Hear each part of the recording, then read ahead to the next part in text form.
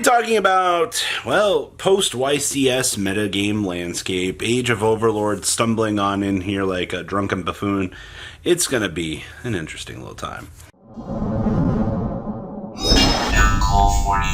Make sure you guys smash the living crap out of that subscribe button so you guys don't miss out on more awesome content. Robbie, where's the top deck profiles video? You know, where the top 10 at?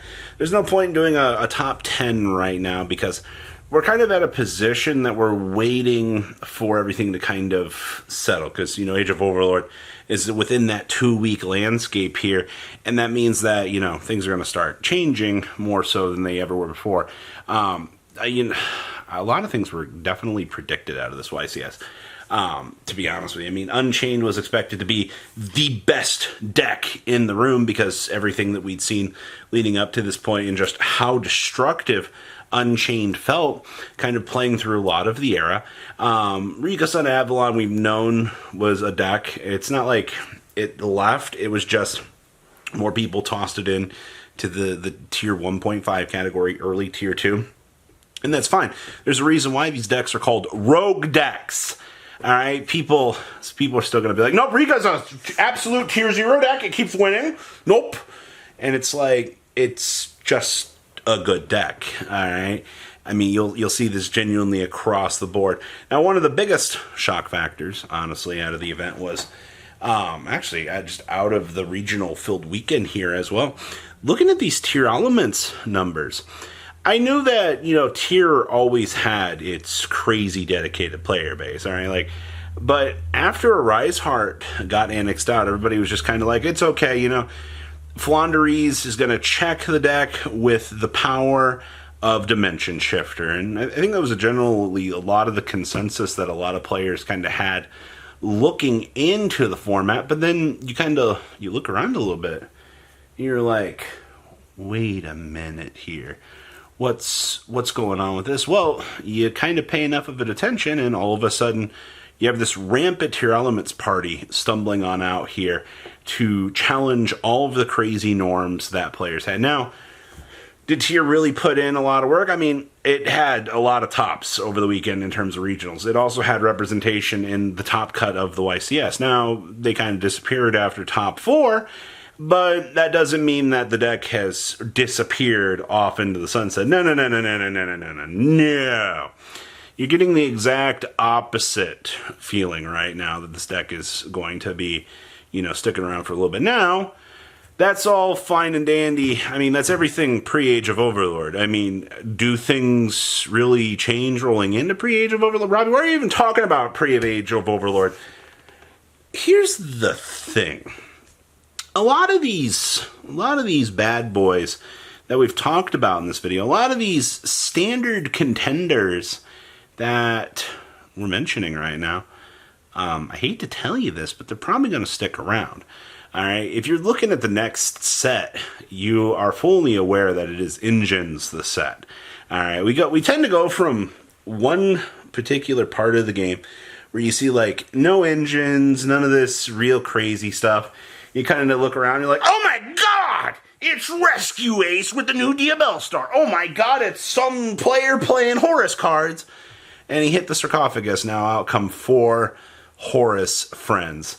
Like, that's what's going to change, all right? And your landscape, it's going to get a little bit more aggressive than I think people want to see. I mean, yeah, Son Avalon can still build a board and, you know, tribute friends. And yeah, Unchained can still set up a pretty strong board. And that's why I said I think, obviously, those 2 contenders are going to stay. Oh, wait! But don't worry, if you have a controller and you've hit that Player 2 join button, Vanquish Soul is getting 2 new support cards. Now, if Vanquish Soul just got 2nd place out of a YCS, and you know, everybody told me that Vanquish Soul is a hot garbage deck, it's never going to amount to anything, and all of a sudden, you're like, oh, you know, we have more support cards coming for this too. You know, if it was already a strong contender Duelist Nexus format, we slap it on in here, you best bet that you are going to see more Vanquish Soul players doing your thing. Now, the little slower decks might have to find some cuter ways to evolve with the trying times, but if the OCG has taught us one thing, and we've seen the powerhouse that these decks have kind of been bringing to us, well, I'm not going to say that Vanquish Soul is going to be a bad contender. If anything, I think it's going to be right up the alley of what people are expecting to see out here. So, general consensus. What do I honestly feel like really changes? The top end's going to get a lot more crazy. The Diabell Star Rescue Ace deck, I think a lot more people are going to genuinely be surprised by how that deck is going to do its thing. But if you've got an investment right now and you've decided, hey, I want to invest in Rika Sun Avalon, hey, I wanted to pick up Unchained. Unchained's still going to be a good deck. All right, that's not going to change in the next 2 to 4 months. All right, maybe when we hit Phantom Nightmare we could see a change, but that's October, November, December, early January. That's 3.5 to 4 months that if you picked up Unchained at this point in time, that you'll probably be able to still play it. All right, now, are you expecting more cards in terms of sport? I mean, you get SP Little Knight. The card's stupid good.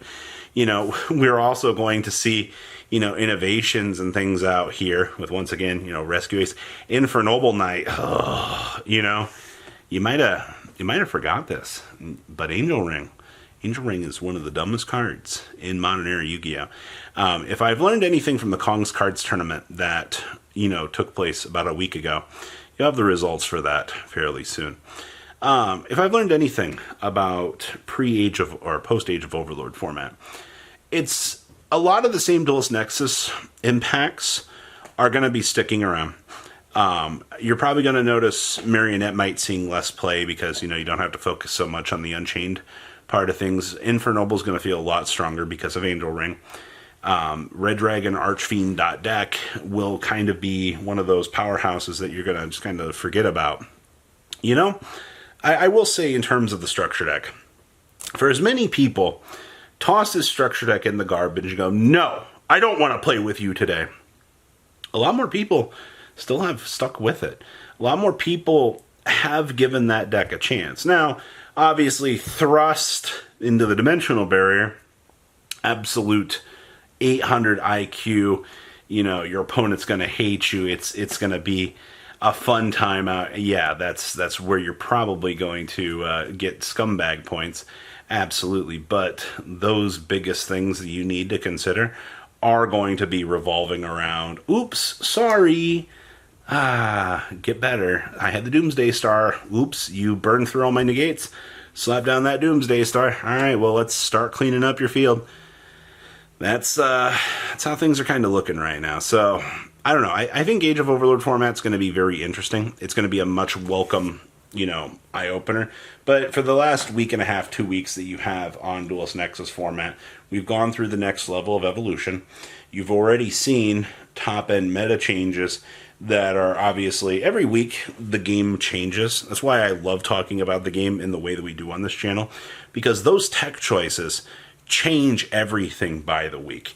And that's why you can make a meta call and you can win because people have either evolved out of the window for a deck, or, you've gotten the chance to see, some change. And, I mean, this week's hot flavor is obviously dedicated to our dear friends over at Tearlaments. Thank you for getting the chance to show up. Shyama being a cool little tech choice as well that we're starting to see return back to this. But for now, that is where we are sitting. To be honest with you, I can't wait for Centurion because that pushes us one step closer to getting King Calamity actually out of this game. And yes, don't worry, I didn't forget about Mana Diem, and it's 5% representation out of the last YCS. I know that Mana Diem is going to evolve again. I know that a lot of people aren't excited to see that Mana Diem is going to go through another evolution. A lot of people are not huge fans of the things that are kind of happening right now with that deck, and I understand. But it's only going to get a lot more questionable as time goes. You're just going to have to buckle up and get used to it. Because, if you don't have the book for the Crimson Dragon or the multitude of abilities to negate, or, you didn't have the Space Rock calling down giant Nibiru from the sky, you're going to have some problems. And I think maybe Crimson Dragon is bannable. Who would have guessed? But those are my early thoughts for now. So please, leave a comment down below, proceed to laugh at me, and I will see your beautiful faces back here later today, guys. Peace out. Patrons! Thank you!